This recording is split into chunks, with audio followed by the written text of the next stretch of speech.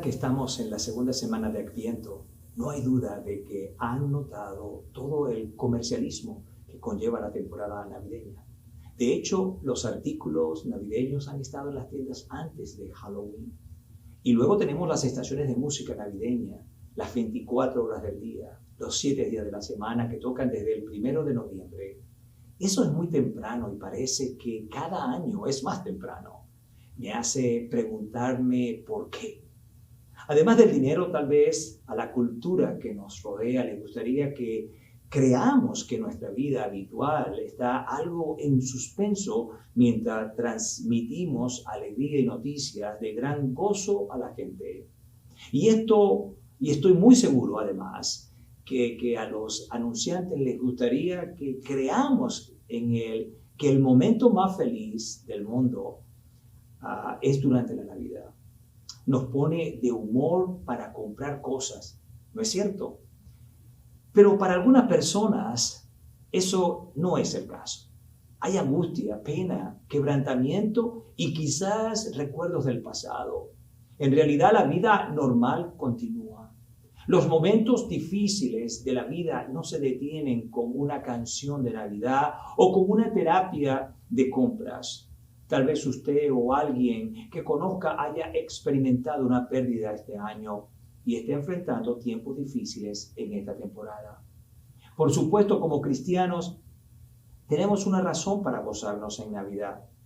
Entendemos y anticipamos lo que sabemos que es verdad, el nacimiento de nuestro Señor y Salvador. Pero todavía existe la posibilidad de un sentimiento de conflicto dentro de nuestro corazón, ya que la vida no siempre sale como planeamos o como deseamos. Mientras exploramos el Evangelio de Mateo, nos encontraremos con una historia que es todo lo contrario a una imagen de Navidad glamorosa. Mateo habla de una historia que está más de acuerdo con la realidad. De hecho, la historia que cuenta parece que viene directamente de los titulares de nuestros tiempos. Al igual que cualquier buena historia que pueda aparecer en la portada o en las noticias de primera plana en términos de hoy, la historia del nacimiento de Jesús en Mateo es de escándalo.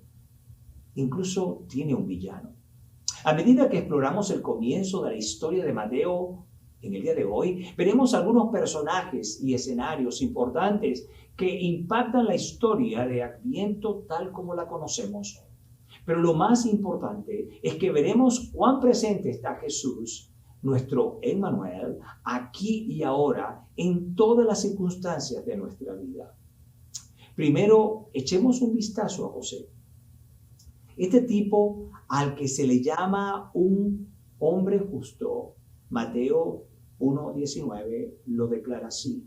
Pasa por una experiencia bastante traumática en su vida, cuando recibe el anuncio de que su prometida María va a tener un bebé que no es biológicamente suyo.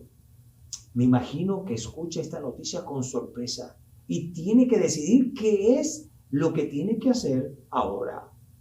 Esta noticia fue realmente un gran problema para una pareja piadosa como María y José, que estaban comprometidos para casarse.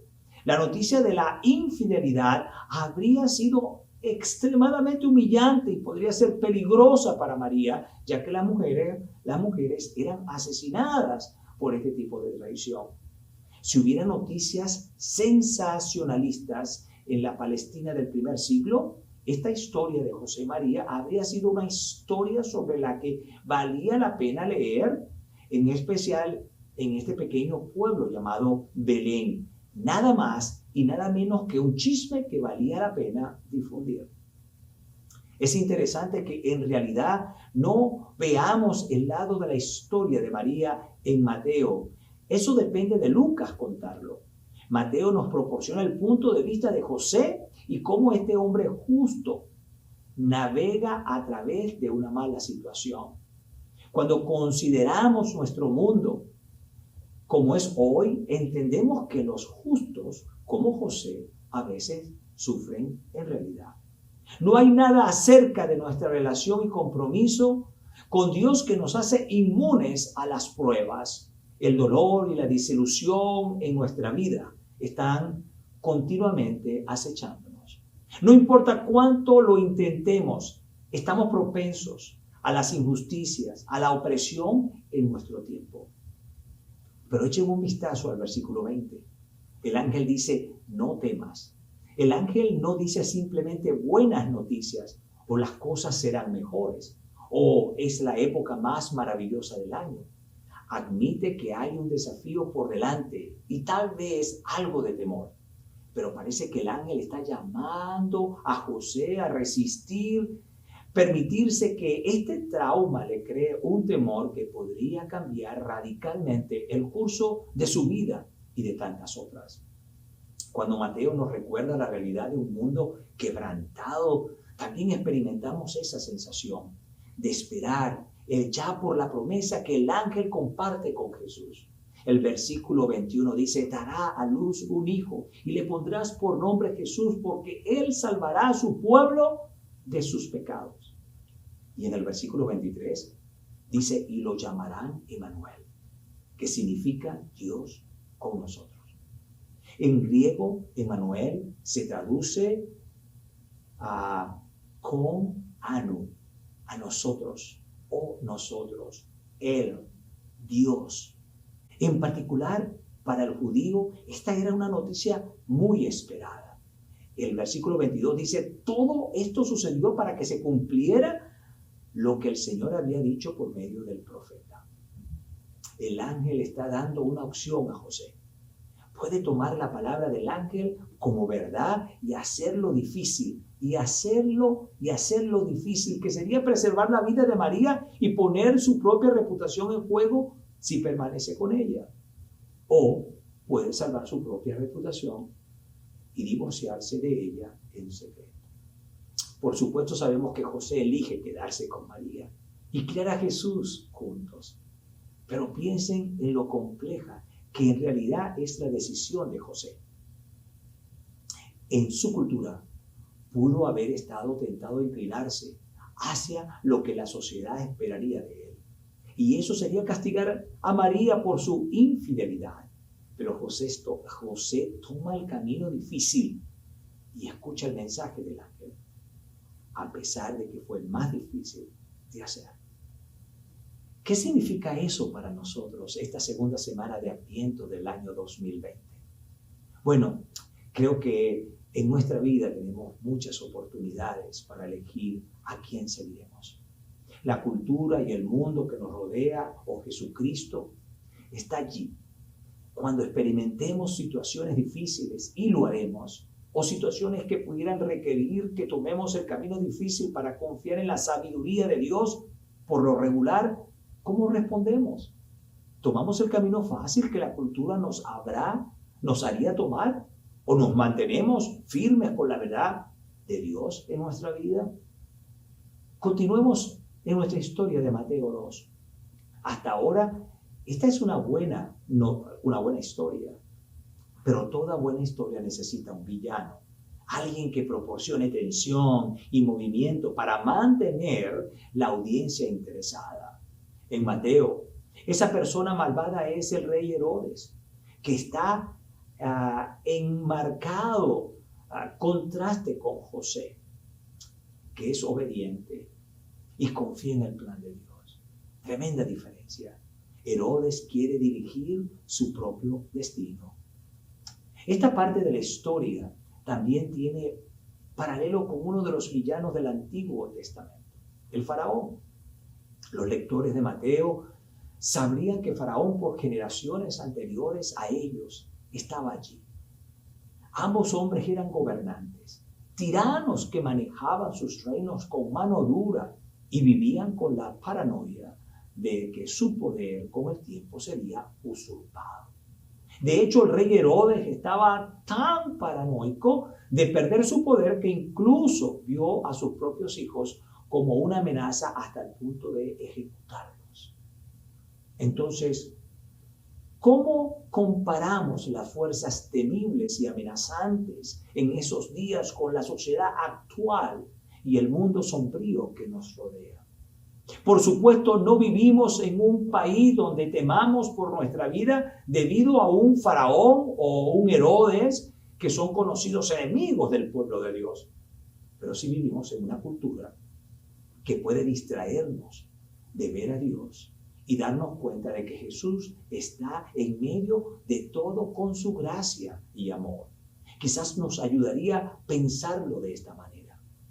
En medio de este mundo y todas las distracciones y problemas, Mateo nos invita a recordar que Emmanuel ha venido. Él ya está aquí y está dispuesto a venir a nuestro lado, a restaurarnos y a traernos plenitud de vida. Ahora, consideren juntar la fidelidad de José y el egoísmo de Herodes. Lo que obtienen es una imagen realista de las situaciones que ocurren en la vida. Esta podría ser una imagen de nuestra situación actual en este mundo. Junto con la promesa del trabajo constante de Dios en nosotros, descubrimos una base firme para vivir una vida sin temor, en especial cuando nos encontramos con tiempos amenazantes o problemáticos en nuestra vida.